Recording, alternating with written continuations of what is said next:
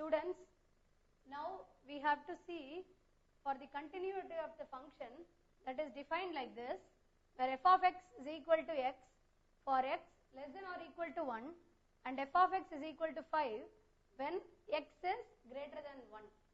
Now what is asked is to find if the function f of x is continuous at x is equal to 0, at x is equal to 1 and at x is equal to 2. Before getting into this problem, let us see how the graph of this function will look like. Solution. Let us draw the graph of this function.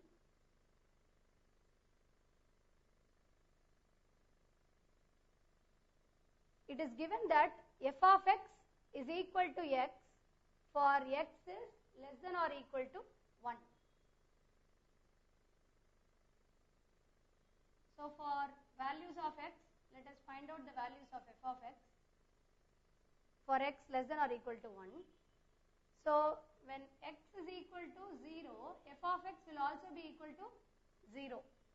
Okay, because f of x is equal to x, and when x is equal to say 1, f of x will also be equal to 1.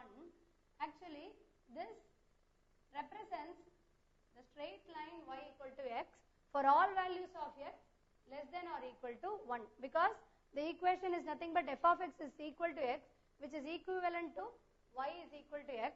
Therefore, it represents a straight line passing through the origin as seen in the table, because when x is 0, f of x is also equal to 0. Therefore, it will be a straight line passing through the origin. Okay. So when x is 0, f of x is also equal to 0. So this is one point on the straight line, and also when x is 1, f of x is also equal to 1. So let us point that also here. So now you can join using straight line.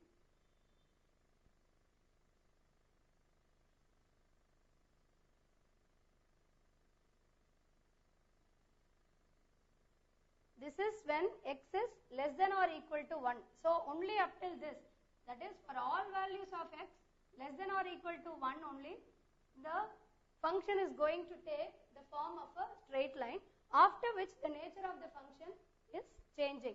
So up till x is equal to 1, you will have the straight line equal to x, after which it ceases to be a straight line. Okay. Now what happens for all values of x greater than 1? When x is greater than 1, so until 1 it is this.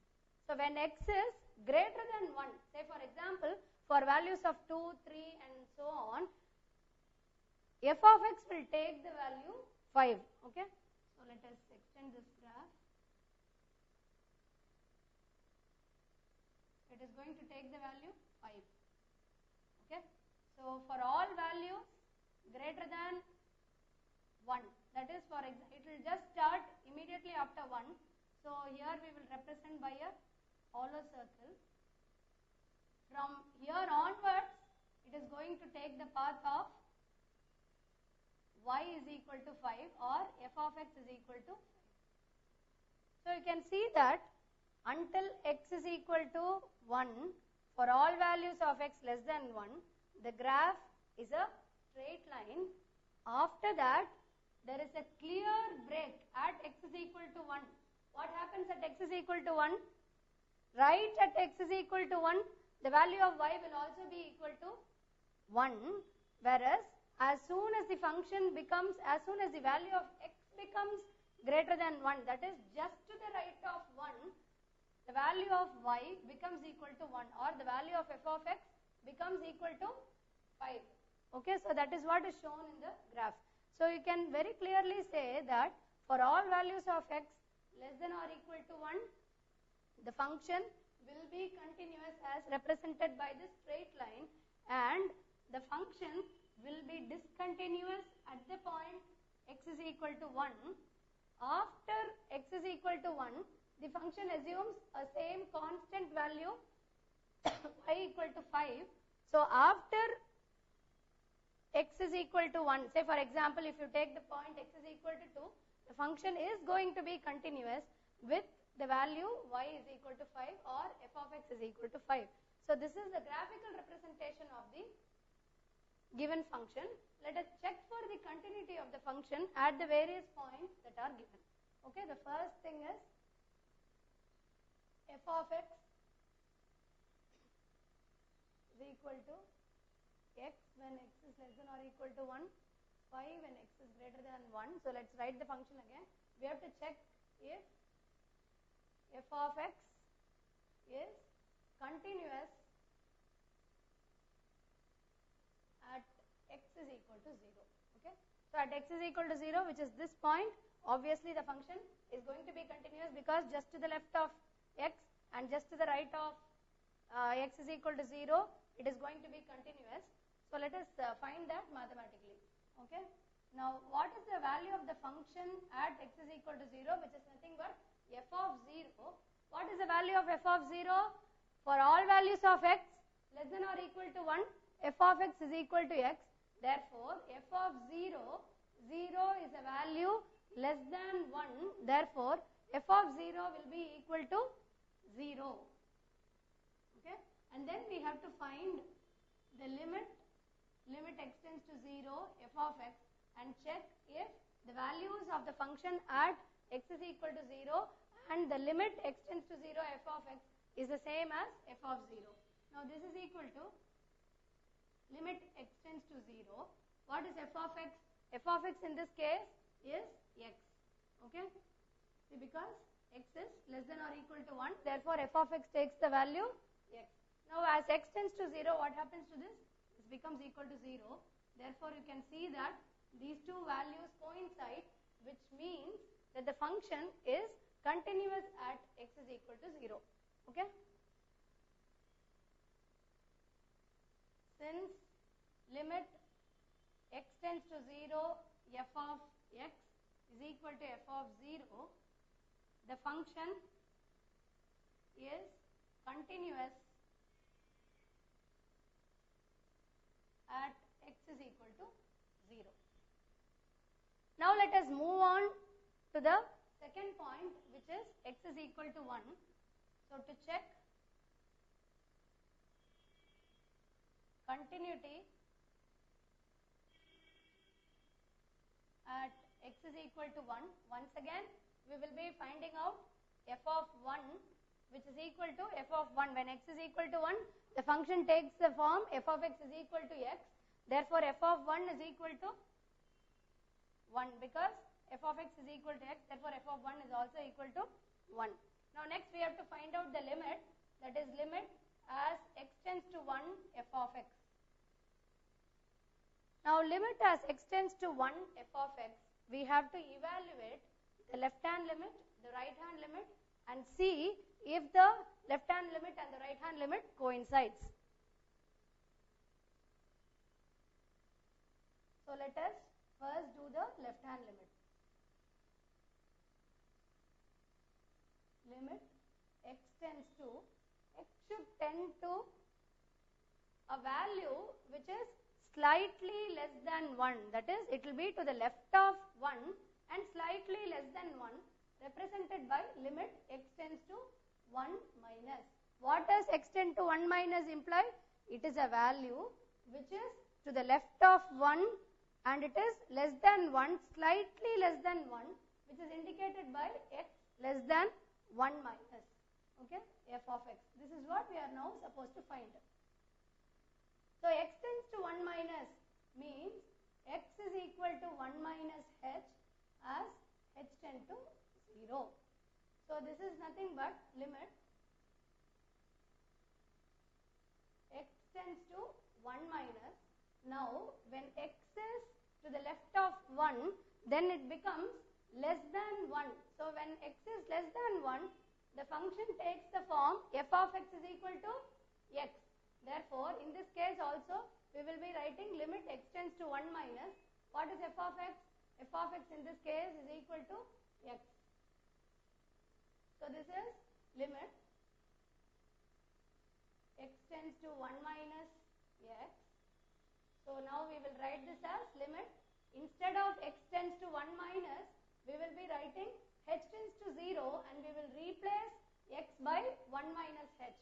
here we will be writing h tends to 0, and in place of x we will be writing 1 minus h.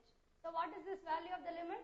As h tends to 0, this limit will be equal to 1. Therefore, the value of the left hand limit is equal to 1. So the now next step is to find out the right hand limit.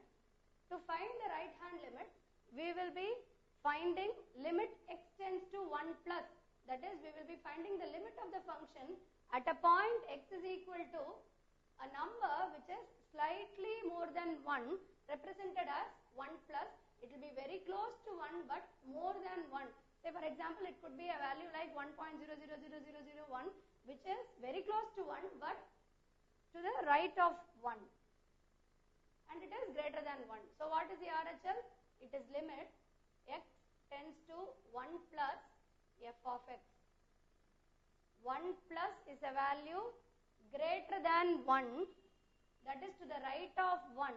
So in that case, what happens to the function f of x? It will take the value 5, because for all values of x greater than 1, the value of the function f of x is equal to 5. So here we will be replacing f of x by 5. So this will be limit x tends to 1 plus 5. Now since it is a constant function, limit x tends to 1 plus 5 will also be equal to 5.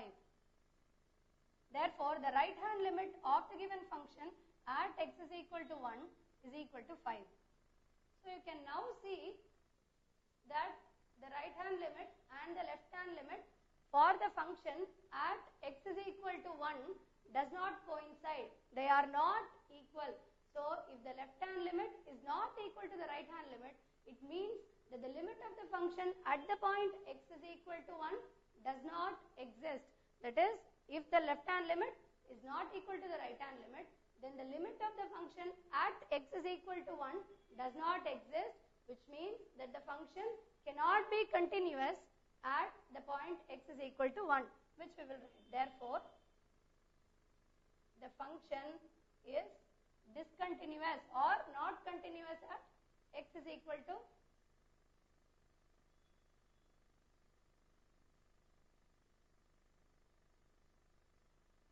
it is discontinuous at x is equal to 1. So now let us see for continuity at x is equal to 2.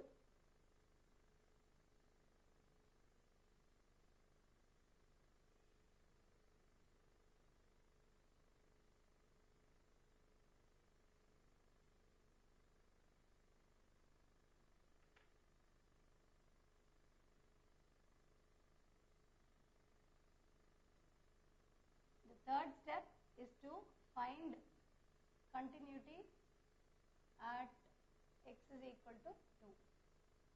So what for continuity at x is equal to 2? We have got to find the limit of the function at x is equal to 2 and also the value of the function at x is equal to 2. So let us again find the left hand limit. It will be limit x tends to, for the left hand limit, it will be a value which is slightly less than 2 and to the left of 2 represented as 2 minus. So limit x tends to 2 minus f of x. When we say that x tends to 2 minus, it means it is a value very close to 2 but to the left of 2. Say for example, it can be a value like 1.99999 and so many nines. So it is a value less than 2, but when compared with 1, it is a value greater than 1. Okay, so it is greater than 1. Therefore, the value of the function for the limit x is equal to x tends to 2 minus is nothing but 5. Okay, so x tends to 2 minus is a value which is to the left of 2, very close to 2, but this will still be a value greater than 1. Therefore, f of x should take the value 5. So this is equal to limit x tends to 2 minus 5, which is a constant value. Therefore, the left hand limit will be equal to 5. Now what about the right hand limit? The right hand limit is limit x tends to 2 plus f of x. Again, the value of x now is 2 plus, which means it is a value very close to 2 but to the right of 2. That is, it will be slightly greater than 2. So when it is greater than 2, it means that the value is also greater than 1. The value of x is also greater than 1. In which case, the function is going to take the value 5. So limit x tends to 2 plus f of x will be equal to limit x tends to 2 plus 5, again which is a constant. Therefore, the right hand limit is also equal to 5. So the left hand limit and the right hand limit coincide. Also, the value of the function at x is equal to 2, which is a point greater than 1, is equal to 5, as we can see from the function.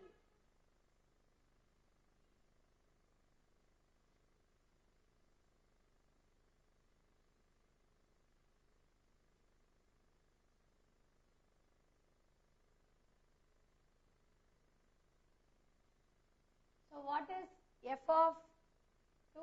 F of 2 is equal to 5, since x is equal to 2 is greater than 1. Therefore, the function takes the form f of x is equal to 5. Therefore, f of 2 is also 5. Therefore, now we can see that f of 2 is 5, the left hand limit is 5, the right hand limit is 5, all the three values coincide. Therefore, the function is continuous at x is equal to 2. Thus, we found that the function is continuous at x is equal to 0. The function is not continuous or discontinuous at x is equal to 1, and the function is continuous at x is equal to 2. Okay? So, we can write that as a table. Function at x is equal to 0, x is equal to 1, x is equal to 2, continuous or discontinuous. So for x is equal to 0, the function is continuous. For x is equal to 1, the function is discontinuous. For x is equal to 2, again the function is continuous. Okay, so that's the result of this problem. At x is equal to 0, it is continuous. At x is equal to 1, it is discontinuous. And at x is equal to 2, again the function becomes